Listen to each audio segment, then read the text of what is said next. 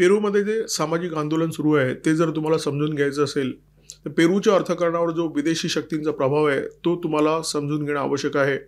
पेरूमध्ये ज्या खाणी आहेत त्या खाणी बहुतांश विदेशी कंपन्यांच्या मालकीच्या आहेत.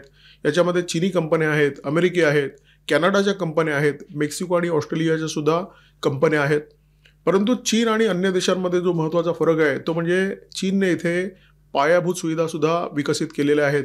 म्हणजे खाणीतून जे खनिज बाहेर पडेल ते चीनपर्यंत सुखरूप पोहोचण्यासाठी चीनने इथे मोठ्या प्रमाणामध्ये पायाभूत सुविधा निर्माण केलेल्या आहेत. चीनचं राजकारण आणि चीनचं अर्थकारण हातात हात घालून चालत असतं. याच्यामध्ये अजिबातच फरक नाही आहे. बेल्ट अँड रोड प्रोजेक्टच्या माध्यमातून चीनने जगभरातील अनेक देशांमध्ये शिरकाव केला. या देशामध्ये पायाभूत सुविधा निर्माण केल्या आणि याच्या मोबदल्यामध्ये चीनने आपल्या देशाचं जे राजकीय धोरण आहे त्या धोरणाला या देशांचा पाठिंबा घेतला.